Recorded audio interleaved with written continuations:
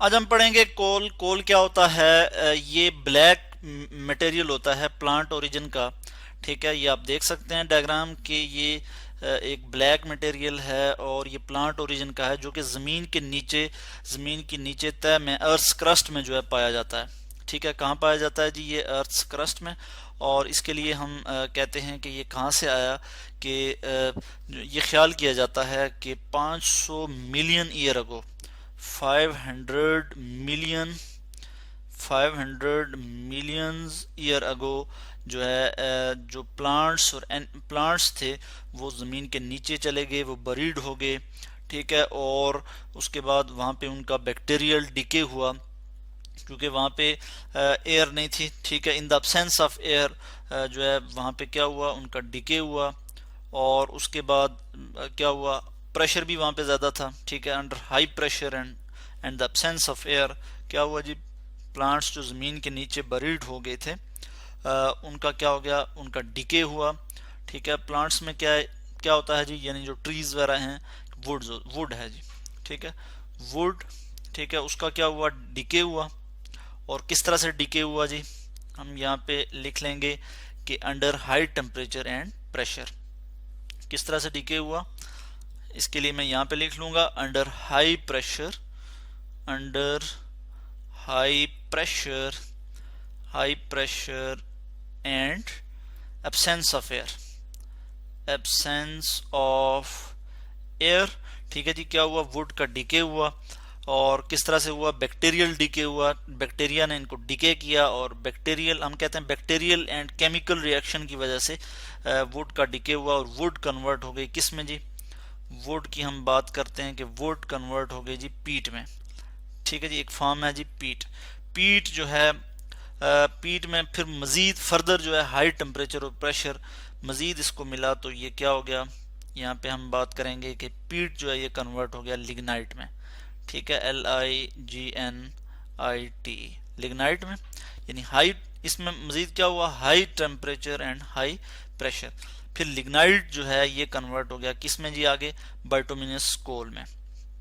मजीद pressure जब इसे मिला तो ये भी कन्वर्ट हो गया किस में, बाइटोमिनस बाइटोमिनस कोल।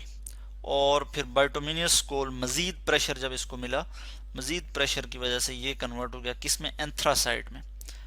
एंथ्रासाइट, बल्कि इसको मैं यहाँ पे ठीक करके लिख लूँ, एंथ्रासाइट में ये कन्वर्ट हो गया। तो इस तरह से हमने देखा कि किस तरह से कोल की फॉर्मेशन हुई, कि 500 मिलियन ईयर अगो जो प्लांट्स जो के बहुत थे, और वहाँ पे जो फेवरेबल कंडीशंस थी प्लांट के लिए, मगर जैसे ही वो फेवरेबल कंडीशन ख़त्म हुई तो प्लांट जो है वो ख़त्म होना शुरू हुए, अर्थक्वेक हुए, बड़े बड़े जो दरख्त थे वो गिर गए और फिर वो ज़मीन के नीचे चले गए। ठीक है, और जब ज़मीन के नीचे गए तो वहाँ पर डिकम्पोजिशन स्टार्ट हुई वुड की। और किस तरह से स्टार्ट हुई, कि बैक्टीरियल और केमिकल रिएक्शन की वजह से, ठीक है, उसका डिके हुआ वुड का। और उसके अलावा क्या, लिमिटेड सप्लाई ऑफ एयर में जब उसका डिके हुआ और अंडर हाई प्रेशर, तो वुड जो है वो चेंज हो गई पीट में। पीट जो है इसका फर्दर हाई टेम्परेचर की वजह से पीट जो है लिग्नाइट में कन्वर्ट हो गई। और लिग्नाइट जो है फर्दर जो है ये प्रेशर की वजह से बाइटुमिनस कोल, और बाइटुमिनस कोल जो है वो एंथ्रासाइड में कन्वर्ट हो गया। तो इस तरह से कोल बना। एंथ्रासाइड जो है ये क्या है, कि इसमें जो है वो कार्बन कंटेंट ज्यादा होते हैं। ठीक है, और ये जो है प्योर फॉर्म आप कह सकते हैं कोल की, कि ये सबसे जो है प्योर फॉर्म है कोल की। तो इसके बाद हम देखते हैं कि कोल जो है, इससे हम क्या, इसको हम क्या करते हैं, इसके यूजेस क्या हैं। तो कोल जो है हम बहुत, ये चूंकि एक इम्पॉर्टेंट फ्यूल है, ठीक है, एज अ फ्यूल के तौर पे हम इसको यूज़ करते हैं। और उसके अलावा ये बहुत से ऑर्गेनिक कंपाउंड इसमें से हम निकालते हैं। ठीक है, और किस तरह से निकालते हैं उसके लिए भी मैं आपको यहाँ पे बता दूं, कि जब हम इसको जो है वो इसकी डिस्ट्रक्टिव डिस्टिलेशन करते हैं, या फिर हम कहते हैं कि इसकी कार्बोनाइजेशन करते हैं। और किस तरह से कार्बोनाइजेशन करते हैं, कि हम इसको हीट करते हैं। इसके बाद हम कोल की क्या करते हैं जी, कोल की हम डिस्ट्रक्टिव डिस्टिलेशन करते हैं, या फिर हम कहते हैं कार्बोनाइजेशन करते हैं, कार्बोनाइजेशन। और कार्बोनाइजेशन किस तरह से करते हैं, कि हम कोल को हीट करते हैं। ठीक है, हम क्या करते हैं जी, कोल को हीट करते हैं in the absence of air, heat in the absence of, ABSCENC, absence of air. ठीक है। और कितने टेम्परेचर तक हम इसको हीट करते हैं, 500 टू 1000 डिग्री सेंटीग्रेड हीट तक जब हम इसे हीट करते हैं तो इसकी जो है डिस्टिलेशन होती है, इसकी हम कहते हैं कि कार्बोनाइजेशन होती है, और इसकी जो फ्रैक्शंस हैं वो इसमें से अलग होती हैं, ठीक है। या फिर हम कहते हैं कि ये कन्वर्ट हो जाता है फर्दर 3 चीज़ों में। और वो कौन सी हैं फर्दर, जो जिन 3 चीज़ों में ये कन्वर्ट होता है वो है जी हमारे पास नंबर 1 कोक है, कोक। उसके बाद हम देखते हैं नंबर 2 जो है हमारे पास क्या है जी, कोल तार है, कोल गैस है, कोल गैस। और नंबर 3 जो है हमारे पास क्या है, कोल तार, ठीक है। फर्दर जो है इनमें कन्वर्ट हो जाती हैं। और ये कहाँ से आ गई, ये क्या है, ये फ्रैक्शंस हैं जो कि हमने हासिल की कार्बोनाइजेशन के नतीजे में। कार्बोनाइजेशन हम किसे कहते हैं, यानी हम कोल को जो है in the absence of air heat करते हैं। और कितने टेम्परेचर तक हीट करते हैं, 500 टू 1000 डिग्री सेंटीग्रेड।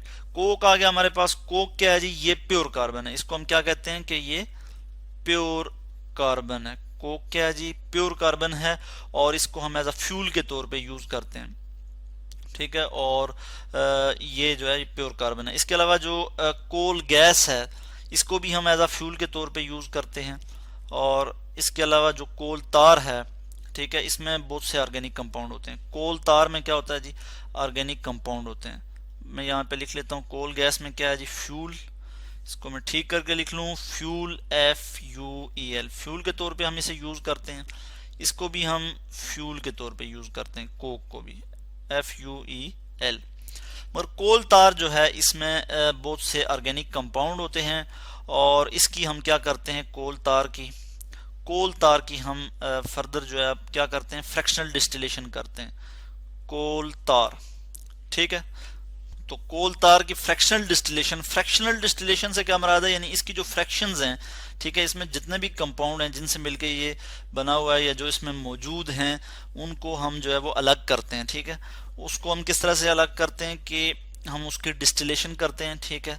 और फ्रैक्शनल डिस्टिलेशन से हम उसको सेपरेट करते हैं। जैसे इसमें कुछ ऑर्गेनिक कंपाउंड है, जैसे बेंजीन है, इसमें बेंजीन एक ऑर्गेनिक कंपाउंड है जो इसमें होता है, टॉलीन है, TOLUEN, टॉलीन, ज़ाइलीन, XYLEN, ज़ाइलीन है इसमें, फिनोल है इसमें, ठीक है। ये जो कंपाउंड है इनके मतलब हम डिटेल में अलग से वीडियो में भी स्टडी करेंगे, मगर यहाँ पे मैं आपको बता दूं कि ये जो कंपाउंड हैं ये कोल तार में मौजूद होते हैं और इनको हम सेपरेट करते हैं फ्रैक्शनल डिस्टिलेशन से। इसके अलावा और भी बहुत से कंपाउंड हैं, यहाँ पे नेफ्थलीन है, एंथ्रासीन है, ठीक है, नेफ्थलीन, NaPH ठीक है, जो कि कमर्शियली बहुत इंपॉर्टेंट हैं। एंथ्रासीन है। और इसके अलावा बहुत से ऑर्गेनिक कंपाउंड हैं जो कि हम कोल तार से जो है वो अलग करते हैं फ्रैक्शनल डिस्टिलेशन से। यानी हमने क्या किया, जब कोल जो है उसकी कार्बोनाइजेशन की, उसको in the absence of heat जो है हमने in the absence of air जो है जब हमने उसको हीट किया 500 टू 1000 डिग्री सेंटीग्रेड, तो उसकी फर्दर जो है 3 फ्रैक्शंस आ गई, कोक, कोल गैस और कोल तार। कोक जो है इसको हमने कहा कि ये प्योर कार्बन है और इसको एज अ फ्यूल के तौर पे यूज़ करते हैं। इसको हम एज अ रिड्यूसिंग एजेंट के तौर पे यूज़ करते हैं। यानी हम इसको स्टील में, मैन्युफैक्चर ऑफ स्टील, जब हम स्टील बना रहे होते हैं तो इसको हम जो है कोक जो है यूज़ करते हैं। और स्टील क्या होता है कि ये उसमें जो है आयरन और कार्बन का जो है वो एलाय होता है और उसको हम क्या कहते हैं जी, स्टील कहते हैं। और रिड्यूसिंग एजेंट क्या होता है कि जो इलेक्ट्रॉन देता है खुद ऑक्सीडाइज होता है और किसी दूसरे स्पीशी को इलेक्ट्रॉन दे देता है, तो ऐसे सब्सटेंस को हम कहते हैं रिड्यूसिंग एजेंट, ठीक है। तो इस तरह से कोक को हम एज अ रिड्यूसिंग एजेंट के तौर पे भी यूज करते हैं। कोल गैस को हम एज अ फ्यूल के तौर पे यूज करते हैं और कोल तार से हम फर्दर जो है ऑर्गेनिक कंपाउंड जो है वो उसमें से निकालते हैं। तो इस तरह से ये हमने आज देखा कि कोल जो है वो क्या है। इसके अलावा कोल जो है पाकिस्तान में जो है वो 184 बिलियन टन जो है वो पाकिस्तान में पाया जाता है, ठीक है। और इसका 80% जो कोल है वो जो है वो ब्रिक्स वगैरह बनाने के लिए हम यूज़ करते हैं। पाकिस्तान में जो है ब्रिक्स बनाने के लिए यूज़ करते हैं। भट्टी में, लाइम किल में क्या करते हैं जी, ब्रिक्स वगैरह बनाते हैं, ईंटें वगैरह जो है बनाते हैं। कोल क्या है इसके मतलब आज हमने स्टडी किया। होपफुली कि आपको इसकी समझ आई होगी।